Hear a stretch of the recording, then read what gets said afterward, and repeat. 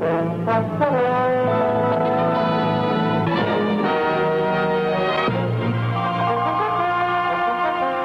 February 8, 1977, the Air Force's new A-10 attack aircraft was tested at a small airfield near Gila Bend, Arizona.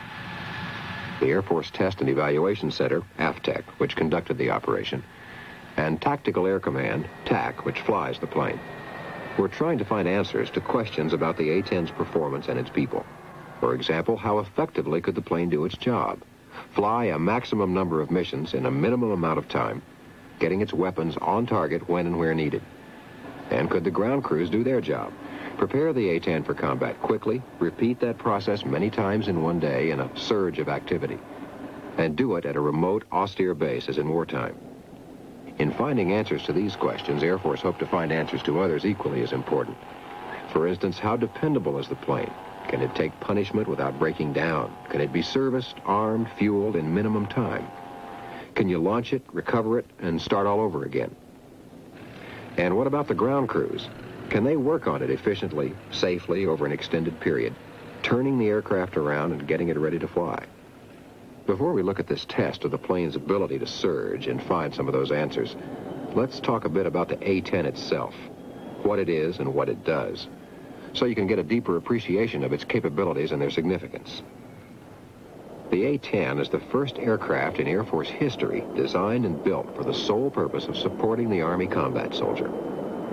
This close air support role is a demanding one. To do the job, you must be able to carry heavy loads, sometimes great distances. And when you get where you're going, stay there a long time, finding your targets and hitting them and coming back, reloading and doing it all over again. Simply put, it means being responsive to the needs of the soldier on the ground. It also means that you're far more vulnerable to enemy attack, from small arms fire as well as anti-aircraft artillery and surface-to-air missiles. So survivability, along with staying power, maneuverability, and load carrying, are some of the attributes we look for in a good close air support aircraft. Simplicity of design and maintenance is also needed. Operating close to the front lines near the troops limits availability of maintenance people and equipment, so the plane should be relatively easy to service and keep flying. The A-10 is, and a lot more. It's a big airplane with large wings that not only make it more maneuverable and stable at slow speeds, but give it more room to hang more bombs and rockets, up to 16,000 pounds. But it's the gun that packs the A-10's biggest punch. The GAU-8 Gatling is the biggest, most accurate weapon ever fired from a fighter aircraft.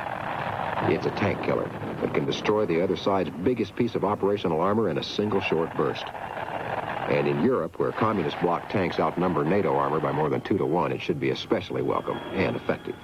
Another weapon that will increase the A-10's tank-killing capability is the imaging infrared Maverick missile, called the IIR for short. And while it wasn't used during the surge test, it is programmed to be an important part of the total A-10 weapon system. So a brief look at how the two will work together would be appropriate. The IIR is an air-to-surface missile that can literally see in the dark, and that makes it ideally suited for night use and in the marginal weather common to Central and Eastern Europe. Instead of using visible light to see its target, it uses the heat generated by that target to build a television picture. This enables the pilot to pinpoint enemy armor on a small TV screen even when there's little or no light, and to strike those targets dead center with an improbably high proportion of direct hits. Mated to an A-10 that can maneuver easily under clouds only 100 feet above ground, it will help deny the enemy the protective cover of night or the weather. Both the plane and the missile have already worked together successfully as a team in tests conducted at England Air Force Base and Fort Polk in Louisiana. In those tests, Army tanks were used to simulate communist bloc armor, and in an attempt to defeat the aircraft were deployed on a battlefield masked in dense smoke and haze, and where fires were lit to try to lure the heat-sensitive Maverick from its targets. Despite these obstacles, and in many missions flown at night, the A-10 IIR team still did its job. The aircraft, using the missile's TV picture, found its target time after time in a long series of simulated attacks. But to fight, it must survive, and the aircraft has a great deal of survivability built into it. There's a titanium armor plate shield to protect the pilot and the flight control system, self-sealing fuel tanks, and enough redundancy or backup systems to make survival more a matter of planning than chance. Its twin engines, too, are part of the survival package. Cool exhausts reduce the risk of a heat-seeking missile finding its mark. And the engines are widely separated, so the probability of both being destroyed is lessened. Of course, your chances for surviving an air battle depend as much on how you fly as they do on what you fly. With that in mind, much of the A-10's effectiveness in its close air support role will result directly from the work performed by a small group of TAC pilots in February 1977. Their job was to find out how the aircraft could be used to best advantage in combat. That's a complex task, a difficult balancing act that weighs the flying characteristics of the plane and the weapons it carries against the kind of targets to be hit and how well defended they are. In some respects, it's a series of trade-offs as you try to get maximum ordnance on target as accurately as you can, while exposing yourself as little as possible to enemy fire. In developing these tactics for the A-10, the pilots doing the job found the plane's ability to work close to the ground was exposing it to far less ground fire than anticipated.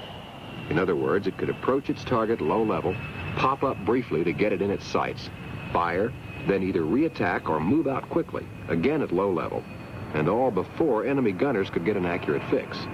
To show you the problems involved in trying to track the A-10 from the ground, here's what the aircraft would look like in the sights of an enemy gunner. In order for this gun to register hits, the plane must be in the exact center of the reticle for a number of seconds so that the gun's radar can get accurate tracking information. As you can see, that's difficult to do.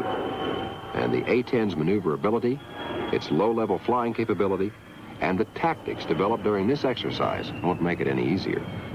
Countering the air threat was another challenge met by the TAC pilots. In addition to taking full advantage of the plane's amazing agility to frustrate faster but far less agile attackers, they also developed a method for engaging enemy aircraft without having to release the ordnance they carry under their wings. That's an important capability when you remember that the A-10's mission is close air support, not air superiority, and that those bombs and missiles need to be carried to their targets, not jettisoned to allow the plane a bit more maneuverability. Now that you have a clearer picture of what a close air support aircraft like the A-10 is expected to do, let's look at the February 8th surge test, how it was conducted, and some of the results. A small auxiliary airfield near Tucson was chosen as test site for several reasons. Gila Bend is an emergency recovery site for fighters flying its weapons delivery practice range, and it serves as home base for the men and women who maintain that range. So as far as flight facilities are concerned, it's fairly bare bones. In this respect, it resembles the kind of front-line airfields from which the A-10 would normally operate in wartime. And this part of the country almost always enjoys favorable flying weather. Finally, the field is only 120 miles west of Davis-Monthan Air Force Base, where both the AFTEC test team and the A-10's 355th Tactical Fighter Wing are assigned. The test force included 3 A-10s. One would serve as backup, but as it turned out was never needed. 8 pilots from both AFTEC and the 355th would crew the planes, each flying 3 sorties. A sortie is one flight by one plane. 35 support personnel from Davis-Monthan would keep them flying. Munitions maintenance people, weapons loaders, and aircraft maintenance specialists. Fuel specialists tasked to refuel the planes as quickly and safely as possible would come from Luke Air Force Base, also in Arizona. On February 4th, 8 munitions men and 140 inert or practice bombs moved to Gila Bend. The remainder, including the people, planes, and other equipment, moved into position on the 7th, the day before the test. Takeoff for the first of 17 two-plane missions took place on schedule shortly before dawn on the 8th. This put the A-10s over their target, a mock armored column some 60 nautical miles away, just as first light broke over the rugged hills that surround the range. Coming onto the target, each of the planes was loaded with 4 500-pound bombs and 1,000 rounds of 30-millimeter ammunition.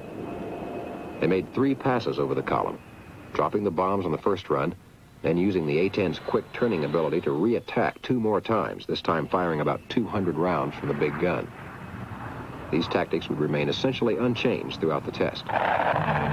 4 bombs would be uploaded after each mission, and the gun would take on an additional 800 rounds at the midpoint of the operation. The first indication that both people and aircraft would perform far beyond expectation was a quick check of wristwatches as the planes broke ground for their second mission of the day. Planners had predicted it would take 55 minutes for the aircraft to take off, fly to their target, attack it several times, return to the field, rearm, and take off again. Well, it didn't take 55 minutes. It took only 40. And while that 15-minute savings doesn't sound like very much, multiply it by the 34 sorties actually flown. You discover that if sufficient fuels and ordnance had been available, each of the planes could have been over its target at least 4 more times. 8 additional sorties for a 2-plane total of 42 in one dawn-to-dusk cycle. To the GI on the ground, those additional missions could very well have spelled the difference between life and death. The aircraft would land, taxi back to the spot. We would turn him, which would be OMS would do an inspection of the aircraft, make sure it was airworthy. MMS would load munitions on board the aircraft. We'd send him back out, and it'd take 8 minutes from the time he touched the ramp until the time he was taken off from the runway again. And that makes the Army real happy because we're out there to support the Army. And the faster we can get the plane on target, the more it can do for the Army. The test techniques used to quickly turn the planes around were similar to those developed for wartime use. Peacetime procedures are somewhat more conservative and take longer simply because the urgency isn't there. But both AFTAC and TAC needed to know the A-10's peak wartime sortie generation rate. That is, how quickly and how often you can get your planes off the ground and over their targets when the pressure's on. We had an idea that the aircraft could be loaded at a fast rate of time, but I think we really proved that you can really load this aircraft in minimum amount of time that's necessary. Now here's how the test team did it. 2 munitions load crews were assigned to each aircraft.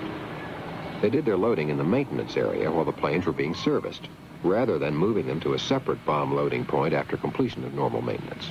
And engines were left turning during the loading process.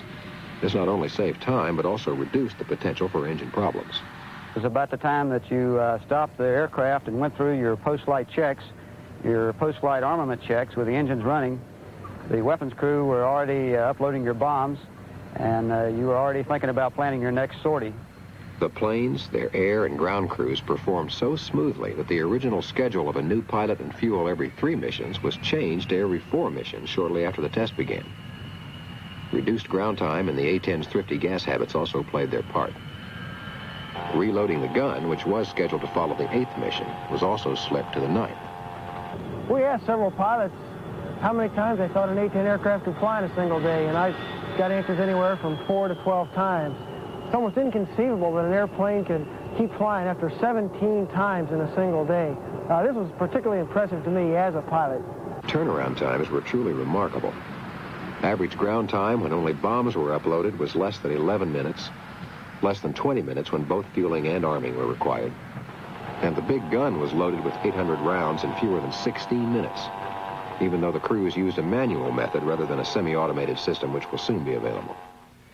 But just as remarkable as the performance of the people who flew and maintained the A-10s was the dependable performance of the planes themselves. From sunrise to sunset, each flew 17 missions identical to the type they'd fly in wartime. In one day, they flew a combined total of more than 4,000 miles, dropped 70,000 pounds of bombs, and fired more than 3,600 rounds from their Gatling guns. Yet during all of this flying and fighting, the aircraft accumulated a combined total of only 3 minor maintenance write-ups, none of which was serious enough to interfere with either the performance of the mission or the safety of the crews. The A-10 performed amazingly well during the surge. As the day unfolded and the aircraft sorties kept going one after the other, each time you kind of expected something to go wrong, something to break down. As the day wore on, it finally became apparent that nothing was going to break down. We had the feeling the A-10s could have flown all week long if they'd have had to, and kept on flying. On February 8, 1977, at Gila Bend, Arizona, the A-10 showed that it could give the ground commander the support he needs, effectively, responsibly. Operating from an austere frontline airfield, it dramatically demonstrated what good, close air support is all about.